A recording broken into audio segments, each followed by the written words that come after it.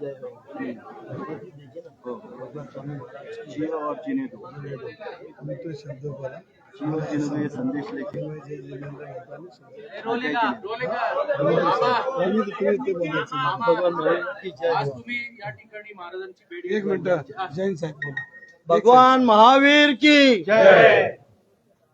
मामा, आज तुम्ही भेट घेतली महाराजांची, काय यावेळेला चर्चा झाली? आता नेमकी तुमची या चर्चेनंतरची भूमिका काय असेल? जय जिनेंद्र ह्याच्यामध्ये गेली 20 दिवस आणि त्याच्या अगोदर ज्या पद्धतीनं ह्यामध्ये गोखले बिल्डरच्या नावाखाली गोखले बिल्डरला पुढं करून ज्या पद्धतीने हे वास्तूचं ह्या वास्तूमध्ये भगवान महावीरांचं मंदिर आहे, ह्याच्या बाजूला वसतिगृह आहे आणि जी ही संस्था मुंबई आयुक्तांकडं धर्मदायाकडे रजिस्टर केलेली संस्था शासकीय यंत्रणा वापरून हस्तगत करण्याचा पराक्रम ज्यांनी केला त्याच्याविरुद्ध आपण बोलत आलेलो आहोत। ज्या दिवशी ह्या आंदोलनाची सुरुवात झाली त्याच्यामध्ये ज्या स्वामींशी आपण दर्शन घेतलं त्यांनी ज्या तडफडीने ही बाजू मांडत होते त्यावेळेला आम्ही पुणेकर म्हणून जर ह्या प्रक्रियेमध्ये जर आलो नाही तर त्याच्यासारखे आम्ही करंटे ठरणार नाही, म्हणून आम्ही पुणेकरांना मी आव्हान केलं। अनेक पुणेकर ह्या आंदोलनामध्ये सहभागी झाले, मग सर्व पक्षाचे कार्यकर्ते झाले, सर्व पक्षातील सामाजिक संस्था असतील, प्रामुख्यानं जे योगींचं मी दर्शन घेतलं हे होते, जैन युवक संघ होता आणि अनेक सन्माननीय शेतकरी संघटनेचे राजू शेट्टी होते आणि सर्वच युवक आमचे जैन धर्माचे सगळे माझे सहकारी, आमचा अक्षय आहे त्याच्याबरोबर अनेक सगळेच माझ्याबरोबर काम करत होते आणि याच्यामध्ये पुण्यातून अनेक लोक सामाजिक कार्यकर्ते माझ्याबरोबर काम करताना ज्यांनी मला सहकार्य केलं, मग गोखले बिल्डर आणि त्याचे असलेले संबंध ज्यांचं मी आता नाव घ्यायचं नाही ठरवलं ते कोणाचं ना, कारण माझे नेते एकनाथजी शिंदे कालच मला सांगितलंय की आता तुम्ही 2 दिवस थांबा, 2 दिवसात याच्यामध्ये मी तोडगा काढतो। तर मी काल संत ज्ञानेश्वर महाराजांच्या दर्शनाला गेलो होतो, एकनाथ शिंदे साहेब होते आणि त्यांनी तिथंच मला सांगितलं की तुला दंगेकर तुम्हाला 2 दिवसात तोडगा काढून देतो आणि त्याच रात्री ह्या बिल्डरनी या ठिकाणी मेल केलेला आहे की ह्याच्यातून मी बाहेर पडतोय। पण माझी त्या बिल्डरला अशी मागणी आहे की आता हे 230 कोटी रुपये तू दिलेले आहेत, हे आज मी कुठेतरी ऐकलं की हे धर्मदाय आयुक्तांनी गोठवलेले आहेत, तर हे 230 कोटी तुम्ही पुणेकरांचे ढापलेले आहेत आणि चोरलेले आहेत, हे 230 कोटी या संस्थेला देऊन या संस्थेवर योग्य माणसाची निवड सरकारने करावी आणि हे 230 कोटी रुपये हे परत ह्या संस्थेला देऊन हे भव्य असं विद्यार्थ्यांसाठी, जैन धर्मांच्या विद्यार्थ्यांसाठी हे खुलं करावं। आपण बघितलं असेल तर जैन धर्माच्या बरोबर मी बरेच वर्ष काम करतोय। हा समाज हा व्यापारी आहे, हा धार्मिक आहे, अहिंसाच्या विरोधात आहे। हिंसा अहिंसा हे सगळे तत्व ह्या धर्माने आपल्याला उपदेश दिलेले आहेत आणि यामुळे हा धर्म कायम दानशूर म्हणून आपल्याकडं बघितला जातो।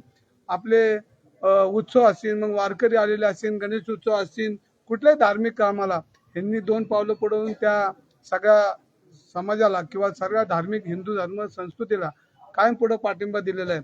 आणि मी पहिल्या दिवशी बोललो की या जैन धर्माचं असलेलं बोर्डिंग याच्या विटेला सुद्धा हात लावून देणार नाही। ही शक्ती मला इथूनच भगवान महावीरांच्या आशीर्वादामुळेच आपल्याला सगळ्यांना मिळेल, कारण संत आणि देव यांच्याशिवाय हा देश चालत नाही ना। आपण त्यांची स्फूर्ती घेऊन जो मी समाजाला शब्द दिला तो आज मला खरा ठरल्यागत वाटतोय। मी माननीय नरेंद्र मोदी साहेबांना पत्र दिले, माननीय अमित शाह साहेबांना पत्र दिले, देवेंद्र फडणवीसांना पत्र दिले, माननीय एकनाथ शिंदे साहेबांशी चर्चा केली, उद्धव सामंत साहेबांशी चर्चा केली। ह्या सगळ्यांचा मी मनापासून आभारी आहे, कारण एक संस्था वाचवण्यासाठी आपण केलेलं कळत ना कळत ह्याच्यामध्ये चित्र काल रात्री त्या मेलच्या रूपाने दिसून आले आणि म्हणून मी नरेंद्र मोदी साहेब असतील, अमित शाह असतील, देवेंद्र फडणवीस असतील आणि प्रामुख्याने माझे नेते एकनाथजी शिंदे यांचे आभार मानेन मी की मी हे आंदोलन करताना मला त्यांनी अडवलं नाहीत। रोज बातम्या पेरल्या जायच्या की दंगेकरांना पक्षातनं हकलपट्टी करेल आणि त्यांना तंबी दिली, कोण म्हणलं कान पिचक्या दिल्या, तर असं काय त्यांनी मला आदेश दिलेला नव्हता। मी योग्य काम करत होतो. त्यांनी कालही जाहीर केलं की रवींद्र धंगेकर हा लढाऊ कार्यकर्ता आहे आणि हा भारतीय जनता पार्टीच्या कुठल्याही नेत्याच्या विरोधात बोलत नाही, पक्षाच्या विरोधात बोलत नाही. मी आजही विकृतीच्या विरोधात बोलतो आणि उद्याही विकृतीच्या विरोधात माझ्या समोर कुणी आलं तरी एक पुणेकर म्हणून माझी भाषा ही पुणेकरांच्या बाजूने असणार आहे आणि माझ्याबरोबर मी सगळ्यांना मनापासून धन्यवाद देईन.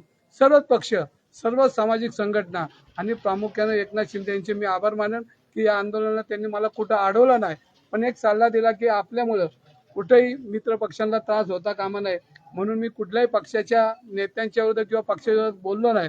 पण विकृतीच्या विरोधात मी आजही बोलणार, उद्याही बोलणार आणि हे प्रश्न संपलेले नाहीत. अजून निलेश गायकवाड कसा पळाला तो अजून संपलेला नाहीये, त्याच्यावर मी बोलणार आहे. पण मला आज समाधान आहे आणि कालच मला खऱ्या अर्थाने समाधान झालं की संत ज्ञानेश्वर महाराज यांच्या समाधीपाशीच मला एकनाथ शिंदे साहेब बोलले की तुझा 2 दिवसात तोडगा काढून देतो. नाथांचा नाथ एकनाथ त्यांच्या तोंडातून आलेला शब्द हा खरा ठरला, म्हणून मी त्यांच्याही मनापासून आभारी मानतो. उदय सामंत साहेबांचे आभारी मानतो. माझ्या सर्व सहकाऱ्यांचे, शिवसेना असेल सर्वच पक्षाचे, राष्ट्रवादी काँग्रेस, जे फार अनेक संस्था, अनेक धार्मिक संस्था, सामाजिक संस्था यांनी याच्यामध्ये या आंदोलनामध्ये किंवा ह्याच्या पाठिंब्याची उडी घेतली. त्यामुळेच एवढ्या मोठ्या शासकीय यंत्रणा चालवण्यात चुकीच्या माणसाच्या विरोधात एवढी मोठी लाट निर्माण झाली. आज महाराष्ट्रात विविध ठिकाणी जैन धर्माची अनेक आंदोलनं चालू आहेत की त्यांना हे मंदिर पाहिजे, हे त्यांचा श्वास आहे, हे त्यांचा आत्मा आहे. आणि ह्या आत्ताच मला एक पोलीस अधिकारी आत्ताच भेटले की साहेब आम्ही ह्या इथनं शिकून गेलोय, ह्या इथनं आम्ही मोठे झालोय. अशी अनेक कुटुंब या संस्थेतून मोठी झालेली आहेत. आणि आपण म्हणतो की चोरी करणाऱ्यापेक्षा चोरीचा माल घेणारा दोषी असतो. म्हणजे कुणी चोरी केली त्यापेक्षा चोरीचा माल घेणारा दोषी असतो. आता रिकव्हरी झालेली आहे, रिकव्हरी आता होईल. आता फक्त सजा कोणाला करायची त्याची विनंती आम्ही देवेंद्र फडणवीस साहेबांना करू, कारण महाराष्ट्र राज्य त्यांच्या हातात आहे. जे जे ह्या चोरीमध्ये होते त्यांना काय काय शासन करायचं. दुसरा अंक आता संपन आणि तिसऱ्या अंकात मला तर बोलायचंय पण ते आज बोलणार नाही. मला महाराजांनी जे उपदेश दिले, जे सूचना केल्या त्यांचा मी आदर ठेवलाय. नाहीतर रवी धंगेकर हा ठरलेले आंदोलन कधी बंद करत नाही. एका स्वामींनी जेव्हा उपदेश केला त्यामुळं त्यांचा मान राखलाच पाहिजे, कारण आपण शेवटी धार्मिक आहे, भावनिक आहे. आणि त्यांची तडफड बघून 1 तारखेला मी त्यांच्याबरोबर जे ते सांगतील त्या आंदोलनात मी बसणार आहे. आपण आणि प्रामुख्यानं म्हणजे आता तुम्ही हे सर्व जी प्रसार माध्यम आहे यांनी हा आवाज उठवलाय आणि आम्हाला ताकद दिली, म्हणून तुमच्या सर्वांचे सकाळी 7 वाजल्यापासून रात्री 2 वाजेपर्यंत मला उठवत होता, म्हणून तुमच्या मनापासून आभार का मानतो. तर एक ज्वलंत कार्यकर्त्याला तुम्ही ताकद दिली आणि त्याला झोपून नाही दिला, आणि ते झोपून नाही दिल्यामुळे हे सगळं समाजाला परत मिळतंय. ह्याला पूर्णपणे हे प्रसार माध्यमाची ताकद आहे. आणि ज्या वेळेला प्रसार माध्यम उतरतं तेव्हा देशातलं दिल्लीत बी तो आवाज जातो, तो आवाज दिल्लीत गेलेला आणि दिल्लीतला आवाज खाली आलेला आहे आणि त्यामुळे लगेच मेल पोहोचलेला आहे. माल चोरी करणारा दोषी तुम्ही म्हणलं, इथं पण दोषीच आहे. विश्वस्तांकडनं अजून पत्र आलेलं नाहीये, त्यामुळे विश्वस्तांनी सुद्धा या व्यवहारात आता याच्यामध्ये पुणेकर उतरले, महाराष्ट्र उतरलाय आणि जी यंत्रणा ही राज्याच्या हातामध्ये, या यंत्रणेचे प्रमुख फडणवीस साहेब यांनी बी हा मुद्दा घेतलेला आहे. आणि त्यामुळे आता याच्या पुढे कुठली ताकद, संचालक असू कोणी असू, यांची कोणची ताकद इथं चालणार नाही. एकदा जर गृह खात्याचे आमचे मंत्री देवेंद्र फडणवीसांनी पुणे कमिशनरला एक फोन केला तर 5व्या मिनिटाला सगळे संचालक इथं उभे राहतील लाईनी. ही सगळी यंत्रणा आपल्या जवळ आहे, म्हणून देवेंद्र फडणवीस साहेबांचे बी मनापासून आभार मानतो मी. संचालक इथं पळत येतील फक्त एक फोन केला तर, काय त्याच्यामध्ये आता मला शंका वाटत नाही. पण मला शिंदे साहेबांनी सांगितलंय नाही ना, आता कोणी घेऊ नका, आता घेणार यांनी, त्यांनी आता कोणी घेऊ नये. आणि तेवढी काळजी त्यांनी स्वतःची करावी. आता पुढचं काय आपल्या जीवनात काय होणार आहे ते आता त्यांनी त्यांच्या जीवनाची काळजी करावी. कारण जे स्वप्न 4,000 कोटीतलं इथलं बघितलं होतं त्यातले किती आपल्यापर्यंत पोहोचणार आहे हे स्वप्न त्यांचं धुळीस मिळले. पण आता मला त्यांच्यावर बोलायचं नाही, कारण शिंदे साहेबांनी काल सांगितलं हा तोडगा निघणार आहे. पण माझं युद्ध हे संपलेलं नाही. वाईट प्रवृत्तीच्या विरुद्ध मी लढणार आणि चुकीची लोक कुठल्याही पक्षात असू तर त्याच्याबद्दल मला जे पुणेकर आवाज देतील त्या पद्धतीने करणार आहे. आता माझा मोर्चा थोड्या दिवसांनी लोकमान्य नगरमध्ये पोहोचणार आहे. तुम्हाला विनंती आहे, माझं चुकीचं असेल तर मला तुम्ही हळूच सांगा, पण लोकमान्य नगरमध्ये पोहोचणार आहे. आणि तिथली डेव्हलपमेंट आता कोणी स्वप्न बघितलंय स्वतःसाठी का जनतेसाठी त्याचाही पोलखोल करणार आहे. आज मी तुम्हाला मनापासून धन्यवाद देतो. हा विषय आता बऱ्यापैकी पहिला अंक संपला, दुसऱ्या अंकात आपण पोहोचलोय, तिसरा अंक 1 तारखेपासून चालू आहे आणि तो पण गायवाल्यांना कुठपर्यंत आणलंय त्याची अजून जरा माझं लक्ष नाही. पण गायवाल्यांना कोणी कोणी पाठवलं आणि कोणी कोणी आणलंय त्याच्यावर माझा अभ्यास चालू आहे. आणि अजूनही कोणाला जर खुमखुमी असेल आणि माझ्या विरुद्ध वैयक्तिक टीका करायची तर मला खुलं आव्हान आहे की आता तुम्ही माझ्याशी लढाच. कारण शेवटी आता मी योगींचा आशीर्वादच घेतलेला आहे आणि आता लढणारा कार्यकर्ता म्हणून माझी जी ओळख आहे ती करणार आहे. आणि तुम्हाला परत एकदा सांगतो, तुम्हाला परत एकदा धन्यवाद देतो की आपण बोलत राहू आणि बोलता बोलता आपण समाजाच्या हितासाठी जे काम केले ते मला जे आशीर्वाद दिलेत ते आशीर्वाद तुम्हाला बी परमेश्वराने दिलेत. कारण पुणेकरांना त्यांनी आशीर्वाद दिलेत आणि ते जे तळतळून जे बोलत होते परवा की तुम्हाला सत्यानाश हो, तर मी त्यांना परत एकदा उपदेश करणार आहे. ज्यांनी केलं की त्यांच्या कुटुंबांनी काय केलं, त्यांच्या मुलाबाळांनी काय केले, तर ते तुम्ही जे आशीर्वाद तुम्ही जे शाप दिलाय तो शाप मागे घ्यावा. ते मी 1 तारखेला त्यांच्याशी विनंती करून बोलणार आहे की त्यांच्या कुटुंबांनी काय केलं नाही, हे चोर निघलेत, पण कुटुंबातल्या लोकांनी काय केलं नाही, त्यांची मुलं बाळ जी आहेत ही सुखी राहिली पाहिजे. कारण शेवटी मला माहिती आहे की एखाद्या व्यक्तीवर किती अन्याय कोणी चुकीचा केला असेल तर ते भोगतोय मी सध्या, पण त्याच्यावर आपण नंतर चर्चा करायचीच आहे. पण मी त्यांना परत उपदेश करणार आहे की मोहळ असतील, माझी लढाई मोहळांची नाही पण त्यांच्या कुटुंबाची नाही, पण त्यांना जे त्यांच्याचे सगळे जे ह्याच्यामध्ये आहेत तर त्यांना जो शाप त्यांनी दिलेला तो त्यांनी माघारी घ्यावी, त्यांना मी याचना करणार आहे आणि 1 तारखेनंतर तो माझा कार्यक्रम चालू होणार. या प्रकरणातला तुमचा जो आरोप सातत्याने मुरलीधर मोहोळ यांच्यावर होता, तुमच्यातला वाद आता संपलाय. 2 दिवस शिंदे साहेब म्हटले 2 दिवस, मग आहे ना 2 दिवसाची मुदत घेतली. अजून संपलेला नाहीये. 2 दिवस मी बोलणार आहे. 2 दिवस या प्रकरणानंतर हा. तुमची मागणी तोपर्यंत 2 दिवसामध्ये महावीरांचं सन्मान आणि मंदिर जे घाण ठेवले ज्या विकृतीने त्याच्यामध्ये सहभाग आहे त्यांच्यासहित त्यांना 2 दिवसाची मला त्यांनी सांगितलं की 2 दिवस तुम्ही थांबा, मी तोडगा काढतो. आणि त्यांची वाणी खरी ठरली, कारण ते माऊलींच्या समाधीपाशी त्यांनी दिलेला शब्द होता, त्यामुळे त्यांची वाणी खरी ठरली. आता त्यांच्या 2 दिवसानंतर माझी परत एकदा चर्चा आहे. उद्या मी मुंबईतच आहे. तुम्हाला माहिती आहे की एका प्रेसनी मला बोलवचे, मी छाला तर जाणार आहे, पण त्यावेळेला मी शिंदे साहेबांशी बोलणार. आता 2 दिवस संपले, चालू हो का, तर ते म्हणजे चालू होतं, होणार नाही होणार तर मी परत त्याला वाचण्यासाठी वाचलंय. आता कोणी वाचवायचं नाही, वाचलंय आता ते. जिलेबी वाटणार होता मुरलीधर मोहोळ यांना आणि पुणेकरांना.